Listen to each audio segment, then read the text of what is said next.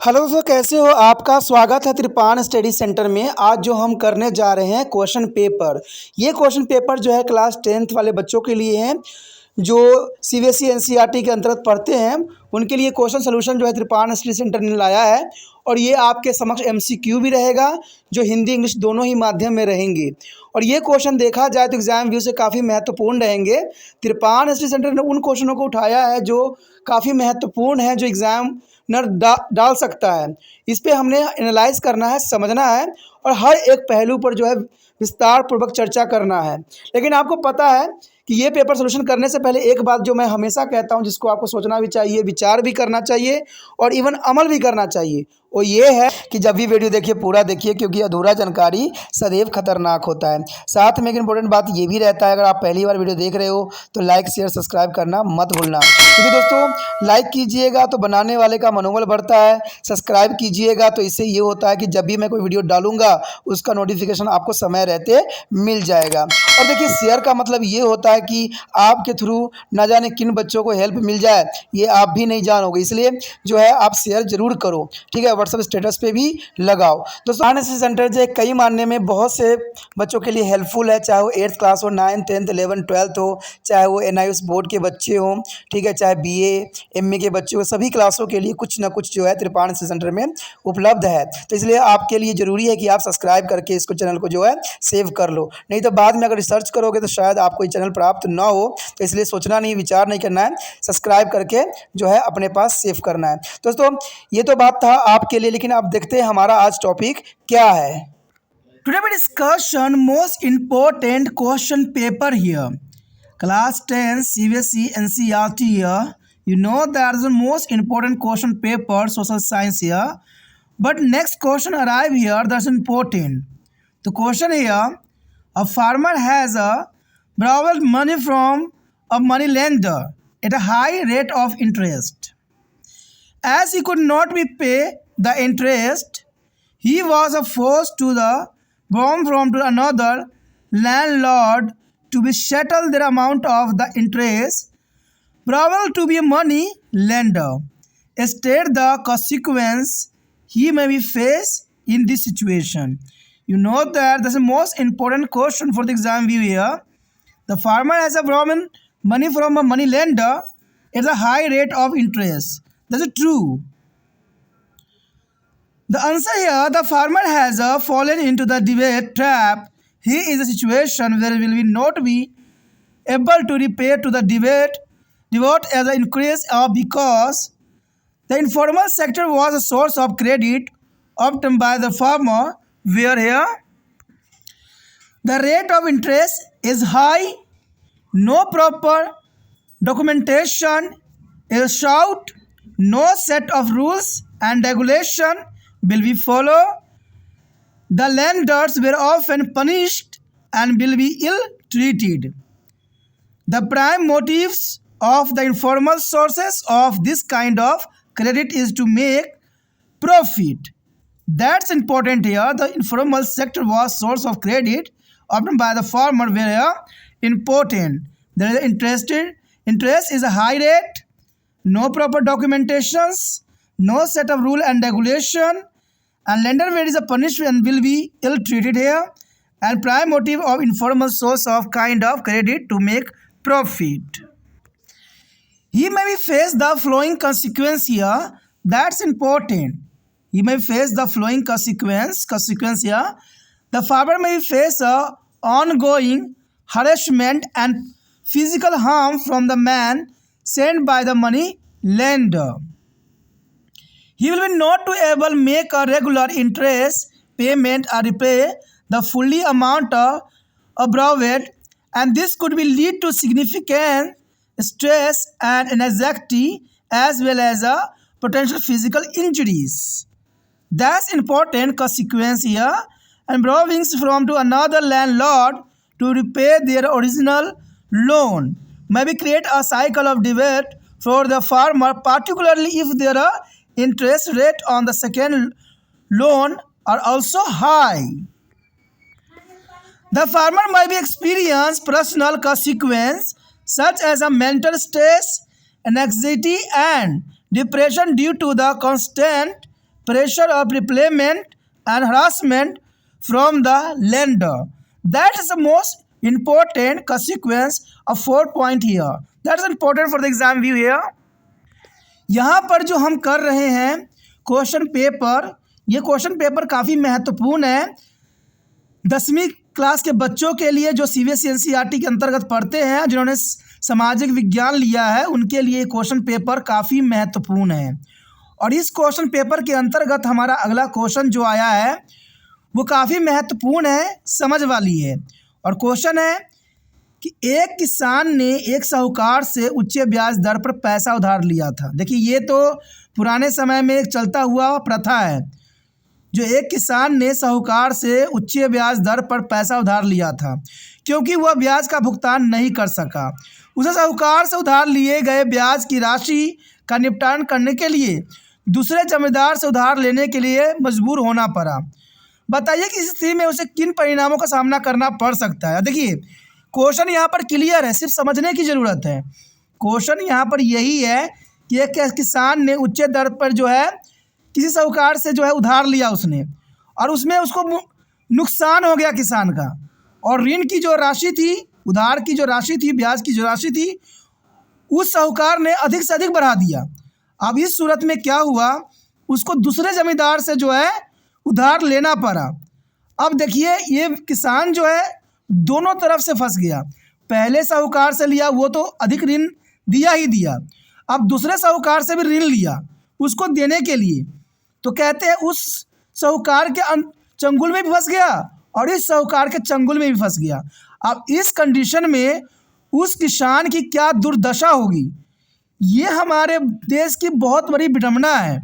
Loan कहते हैं ना तो पुराने समय में सही था और न ही आज के समय में, क्योंकि लोन की प्रथा जो चलती आ रही है, कहते हैं उनका सूरत वही है, सिर्फ देने वाले बदल गए हैं। पहले लोन जो होता था बड़े बड़े साहूकार दिया करते थे और उच्च दर ब्याज पे। आज जो है बड़े बड़े फाइनेंस कंपनियां जो है लोन की प्रथा चला रखी हैं, और ये भी लोगों को जो है अपने चंगुल में फंसाने के लिए हर समय कॉल करते रहते हैं। और जो व्यक्ति इनके कॉल में फंस गए, जो इनसे एक बार लोन ले लिए, फिर तो उनका सत्ते में जैते कर देती हैं।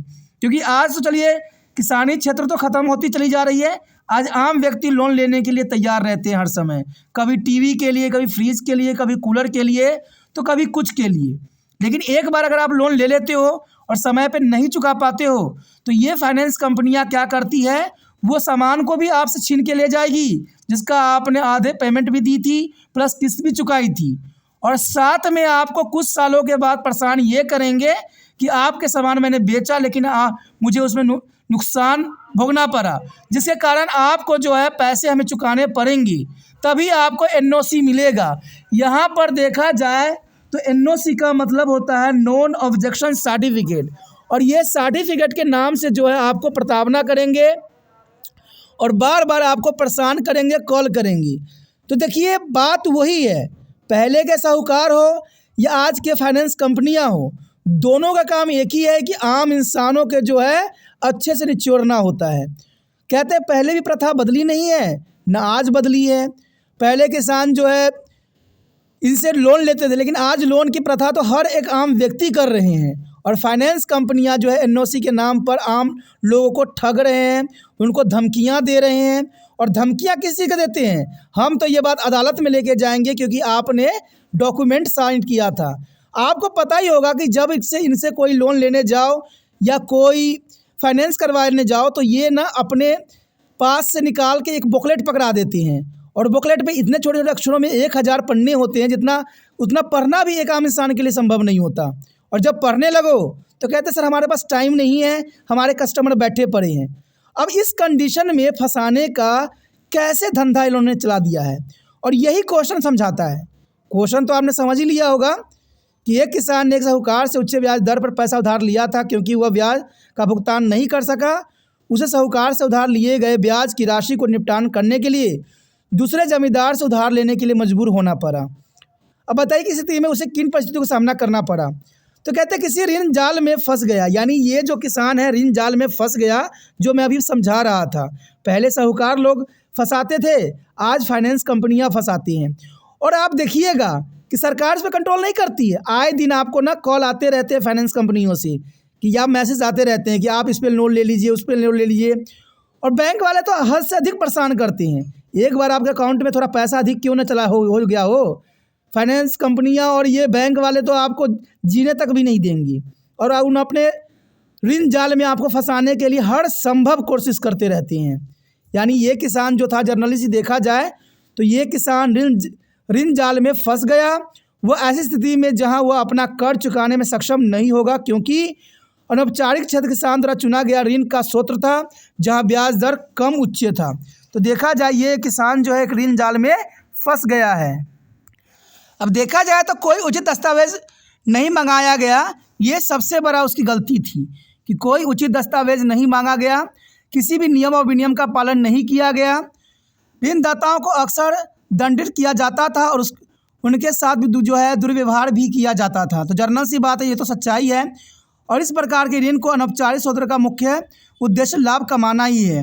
आज देखिए कोई भी कंपनियां हो, कोई भी फाइनेंस कंपनियां हो, सबका एक ही कार्य होता है, लाभ कमाना। चाहे आम लोगों को जैसे मर्जी उनको सताना पड़ जाए, चाहे अदालत की धमकी देना पड़ जाए, चाहे कानून का जो है धमकी देना पड़ जाए। आज कानून जो है इन्हीं फाइनेंस कंपनियों के साथ चलती है और साथ रहती है, क्योंकि अगर फाइनेंस कंपनियों को ये अधिकार दिया गया है एनओसी के रिगार्डिंग, तो ये भी तो होना चाहिए ना कि सामान अगर आप बीच में उठा कर ले जाते हो, किस्त नहीं चुकाया जाता है, उठा कर ले जाते हो, तो उसके बारे में बताओ, उसी समय बताओ, या 10 दिन में बताओ, 2 दिन में बताओ। जब आप सामान लेकर चले गए, किस्त भी आपने ले लिया कुछ हद तक और डाउन पेमेंट भी भरवाया, फिर दोबारा आपको एनओसी के नाम पर धमकाने की क्या ज़रूरत है? क्या भारत सरकार इसमें कोई कदम नहीं उठा सकती? क्या हमेशा किसानों को और आम इंसानों को ये बड़े बड़े साहूकारों और फाइनेंस कंपनियों से हमेशा प्रताड़ना मिलती रहेगी? ये बहुत बड़ा विडंबना है दोस्तों। आज देखा जाए तो आज सरकार की शक्ति को दिखाकर, कानून की धमकी के दिखाकर जो है बड़े बड़े फाइनेंस कंपनियां जो है आम लोगों को लूट रही है। देखा जाए तो उसे निम्नलिखित परिणामों का सामना करना पड़ सकता है। यानी एक बार जब ऋण जाल में ये किसान फंस गया, उसके बाद उसको कुछ परिणामों का सामना करना पड़ेगा, तो उसमें कोई दो राय नहीं है। पहला परिणाम तो यही होगा, किसान को साहूकार द्वारा भेजे गए लोगों से निरंतर उत्पीड़न होना पड़ेगा और शारीरिक क्षति को सामना भी करना पड़ सकता है। जैसे मैंने अभी बताया आपको कि एक बार अगर आप लोन ले लेते हो, लोन पूरी तरह से नहीं चुका पाते हो, तो कंपनियां आपको मैसेज करेगी, कॉल करेगी और कहेगी कि आपको मैं अदालत में ले जाऊंगा, अदालत में आपको 2-2, 3-3 लाख रुपये भरने पड़ेंगे, जबकि आपकी औकात 10,000 का भी नहीं होगा। तो पहले किसान जो है साहूकार द्वारा भेजे गए लोगों से उत्पीड़न होंगे, और आज फाइनेंस कंपनियां भी अपने लोग को भेजते हैं बार बार धमकी देने के लिए कि भाई आपको पैसा देना पड़ेगा। और शारीरिक क्षति भी सामना करना पड़ सकता है, क्योंकि जब भी कोई आपके सामने कुछ बोलेगा तो जनरल सी बात है, कोई गलत बात बोलेगा तो गुस्सा तो चढ़ता ही है। तो इन कारणों से जो है शारीरिक क्षति भी हो सकती है। वो नियमित ब्याज भुगतान करने या उधार ली गई पूरी राशि चुकाने में सक्षम नहीं होगा, क्योंकि जब एक बार राशि ले ली जाती है तो उसको चुकाना संभव नहीं होता है, क्योंकि मुश्किल पड़ जाता है। कहते हैं ना, एक बार अगर किस्त टूट जाती है, एक बार अगर ब्याज आप धनराशि नहीं देते हो तो उसका सीक्वेंस ही बिगड़ जाता है। और सच्चाई है, कहते हैं ब्याज लेना बहुत ही दुष्कर्म कार्य रहती है, क्योंकि एक बार अगर इसका रिदम टूट गया ना, तो फिर उसको जुड़ना संभव नहीं रहता है। इसे महत्वपूर्ण तनाव, चिंता के साथ साथ संभावित शारीरिक चोट भी लग सकती है। आपने देखा होगा कि जो किसान ने ऋण लिया था, आज आधुनिक युग में की बात मैं कर रहा हूँ, उन्होंने कई लोगों ने तो फांसी तक भी लगा ली, क्योंकि उनको पता था कि ऋण अगर ना चुका पाया तो ये जो है हमें बहुत प्रताड़ना देंगे, शारीरिक उत्पीड़न करेंगे और हमें बहुत तरह के जो है कानूनी धमकी देंगे। इसलिए देखा जाए तो कई क्षेत्रों में, भारत के कई क्षेत्रों में किसानों ने आत्महत्या कर लिया, और ये देश की सबसे बड़ा विडंबना है। लेकिन फिर भी सरकार की नींद नहीं खुली कि आखिर उन किसानों ने क्यों फांसी लगाया। क्या ऋण लिया था इसके लिए? क्या कंपनी उनको प्रताड़ना दे रही है इसके लिए? कहते सरकार की नींद इसलिए नहीं खुलती है क्योंकि इन कंपनियों से सरकार को बहुत ही मुनाफा होता है, बहुत ही फ़ायदा पहुंचता है। देखा जाए तो मूल ऋण चुकाने के लिए किसी अन्य जमींदार से उधार लेने से किसान के लिए ऋण का एक चक्र बन सकता है, क्योंकि देखा जाए तो उसने दूसरे जमींदार से जो ऋण लिया है उससे एक नया चक्र बन सकता है। खासकर यदि दूसरे ऋण पर ब्याज दरें भी अधिक हो तो वो और भी जो है चंगुलों में फंसते चला जाएगा। पहले एक साहूकार के चंगुल में फंसा है, अब दूसरे जो है साहूकार के चंगुल में फंसेगा। तो ये बहुत बड़ी विडंबना है। देखा जाए, चलिए उस समय राजा महाराजा का समय था तो हम कुछ कह नहीं सकती, लेकिन आज हमारा देश डेमोक्रेसी है, लोकतंत्र है और यहाँ जनता की राज है, तो यहाँ पर बहुत कुछ किया जा सकता है। सरकार इन पर अगर पहलू करे, अच्छे विचारधारा सामने लाएं, तो इन किसानों को जो है आत्महत्या से बचाया जा सकता है और कई आम इंसानों को जो है इस तरह के उत्पीड़न से सुरक्षित किया जा सकता है। देखा जाए तो पुण्य भुगतान के लगातार दबाव और ऋणदाताओं के उत्पीड़न के कारण किसान को मानसिक तनाव, चिंता, अवसाद जैसी व्यक्तिगत परिणामों का अनुभव हो सकता है। जो जर्नली सी बात है, मानसिक तनाव, चिंता, अवसाद जैसी व्यक्तिगत परिणामों का अनुभव हो सकता है और किसान आत्महत्या भी कर सकता है, इसमें कोई दो राय नहीं है और इससे एक जीवन का भी जो है खत्मा हो सकती है। तो देखा जाए तो एक बार अगर आप ऋण जाल में फंस गए तो सदैव के लिए फंस जाओगी। इसलिए कहते हैं कि ऋण न लो, कहते हैं अपनी इच्छाओं को इतना ही सीमित रखो जितने कि आप रख सकती हो। आज ऋण लेने का मतलब वही होता है जैसे किसान के ऋण के चक्र में फंस गया है, उसी प्रकार आज के समय में आप फाइनेंस कंपनियों के कुछ चक्र में फंसने के बाद बाहर निकलना बहुत ही दुष्कर्म कार्य हो सकता है। तो इसी के साथ हमारा ये टॉपिक ख़त्म हो जाता है। देखा जाए तो एग्ज़ाम व्यू से टॉपिक बहुत काफ़ी महत्वपूर्ण था और समझ के लिए भी बहुत काफ़ी महत्वपूर्ण था और आम जीवन के लिए भी काफ़ी महत्वपूर्ण था। अगर आपको समझ में आया, अच्छा लगा और चाहते हो कि और भी वीडियो आपको इसी प्रकार प्राप्त होता रहे, तो जर्नल सी बात है दोस्तों, चैनल सब्सक्राइब करके मोबाइल में सेव तो करना ही है, प्लस जो है इस वीडियो को शेयर भी करना है। ये त्रिपाण स्टडी सेंटर का एक ही मकसद है कि ये वीडियो हर एक बच्चों तक पहुँचे जिनको ये ज़रूरत है। तो सोचिए नहीं, विचार न कीजिए, इसको जो है शेयर कीजिए और शेयर करने के लिए कुछ नहीं करना होता है, यूट्यूब से लिंक को कॉपी करना होता है और व्हाट्सएप से लगाना होता है। पहली बार मेरे चैनल पे आए हो, पहली बार वीडियो देख रहे हो, समझ में आ रहा है, अच्छा लग रहा है और चाहते हो कि और भी समझ वाली वीडियो आपको मिलता रहे और एग्ज़ाम व्यू से भी महत्वपूर्ण रहे, तो चैनल को सब्सक्राइब करके मतलब सेव कीजिए। सेव कीजिएगा तभी जो है आपको अगले वीडियो का नोटिफिकेशन मिलेगा और आप समझ सकते हो कि क्वेश्चन आपके लिए कितने महत्वपूर्ण हो सकती हैं। सोचिए नहीं, विचार ना कीजिए, अभी त्रिपाण स्टडी सेंटर को सब्सक्राइब करके मोबाइल में सेव कीजिए।